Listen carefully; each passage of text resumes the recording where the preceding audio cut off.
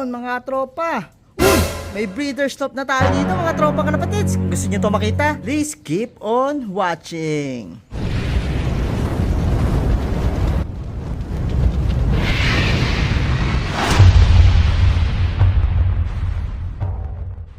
Yun, welcome back mga tropa dito sa Baclon Brothers TV. For today's video, yan, nakikita nyo na mga tropa kalapatids sa background natin. May breeder slope na rin tayo dito sa ating loop sa Malolos, Bulacan sa MBTS slope mga tropa kalapatids. Yan, kapapagawa lang yan mga tropa kalapatids at naiakyat na natin. Yan mga tropa kalapatids, kay bro PJ pa rin ito pinagawa sa pinagpagawa ng flyer slope natin. So ayan, tingnan natin at usisain natin itong breeders natin. Papakita ko sa inyo mga tropa.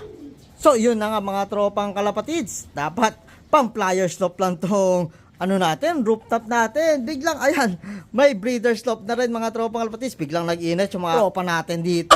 So ayan mga tropang kalapatids, 10 holes tong pinagawa. At mga tropang kalapatids ay dalawang patong to mga tropa, 5-5. Kaya 10 holes tong total. So ito mga tropang kalapatids, ang pinadesign natin dito ay sa labas papakainin, kaya 2x2 na mating tong labas natin mga tropa. Yung baba pala natin ay 2x2 na mating. Then dito sa loob mga tropa kalapatids siya, no? May second floor mga tropa, para dito yung paso na ilalagay natin para sa mga breeders natin, para kung sakaling may inakay na ay ibababa natin dito sa baba, di ba mga tropang kalapatids? Kasi pagka may inakay na ulit tapos may itlog pa, nabubugok yung itlog dahil yung inakay syempre pumupunta pa rin sa paso. So ang mangyayari dyan mga tropa, pagka kailangan natin ng mga breeding, so kung umitlog na yung breeders natin, ibababa na natin yung inakay dito sa babang side, di ba mga tropang kalapatids? Then eto, may binili na tayong mga lock mga tropa. Ang mga lock natin na binili ay yung may numbering na lang, hindi ko pa inaalis yung number mga tropa. Pag may ibon na to sa ako aalisin. Para sa ganun ay di maraming susi yung daladala natin mga tropa kalapatids. Ito ay isa-save lang natin yung mga bawat number na lock na yan sa kada cage. Ito 1, 2, 3, 4, 5. Siyempre yan yung cage 1, cage 2. So lalagyan na lang natin sa cellphone natin. Na-save ko na nga mga tropa kalapatids sa notes sa cellphone. Then pinicturean ko rin isa-isa para yung cellphone lang dala natin, kahit makalimut tayo kasi nasa rooftop tayo mga tropa, kung malimutan natin yung susi. Minsan itong flyer stop, nalimutan ko yung susi, bababa pa ulit tayo mga tropa, di ba? Kung ito, number lock na lang mga tropa ng kalapatids, yan, nakasave lang sa cellphone natin. Wag lang may iwan yung cellphone, syempre, pero hindi naman natin naiiwan to kasi nga, nagbibideo tayo, di ba mga tropa? So yan yung mga tropa ng kalapatids, ang laki nitong loop is 8 feet yung haba and 2 feet by 2 feet na yung lapad at taas mga tropang kalapatids bawat cages. So ito na rin poop tray na in-order natin. Apat na 2x3 na poop tray ito. Yan, isa, dalawa, tatlo, apat. Then dito sa dulo ay 2x2 kasi nga 8 feet yung haba nitong natin, breeder slope mga tropang kalapatids.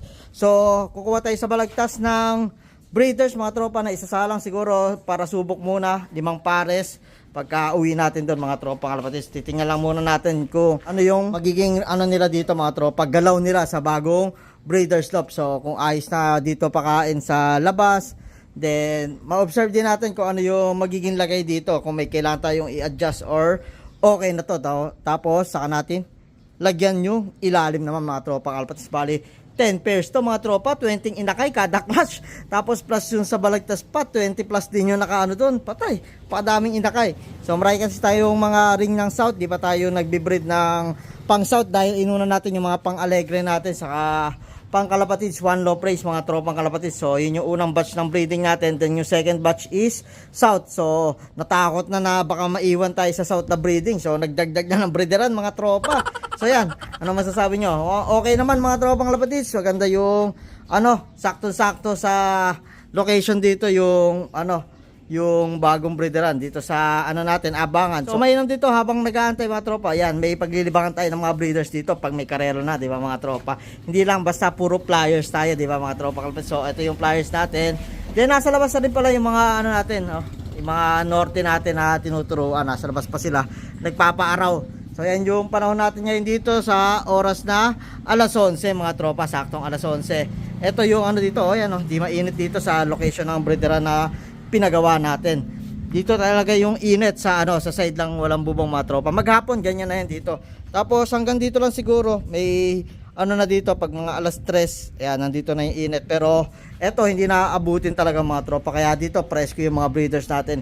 Hindi sila maiinitan. Kaysa pag doon natin nilagay, sunog sila sigurado mga tropang kalapatids. So yan mga tropa, pagka nilagyan na natin ito ng mga ibon, yan talagang nakapirmis na lock na rin naman to. Kaya talaga number lock yung binili natin, hindi na kailangan to bubuksan dahil sa labas na nga papakainin.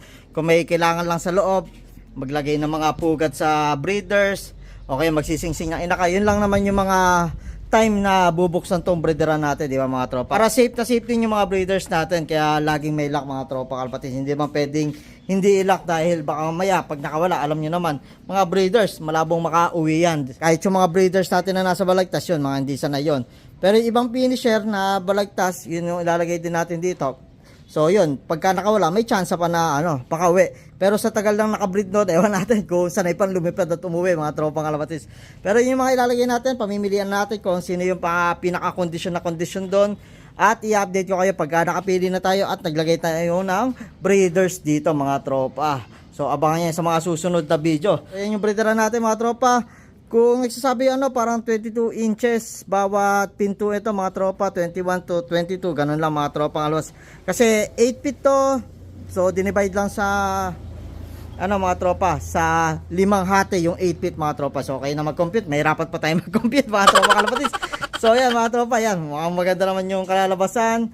So yan, may mga extra din tayo na feeder na binili para ito yung green katulad sa balagtas mga tropa kalapatids, para sa pagkain din, para sa tubig yung mga blue natin, para naka-color coding din tayo mga tropa, para magandang tingnan. So may extra tayong 10 green din para kung sakali mga grits, Taiwan soil, yung mga pink mineral, malalagyan din natin sila. So ito pwede natin adjust So ito dito, pagka may kailangan tayo ilagay dito mga pwede nating ipatuka na iba sa kanila mga tropa kalapatids. So malalagyan natin mga tropa, kasyang-kasya pa.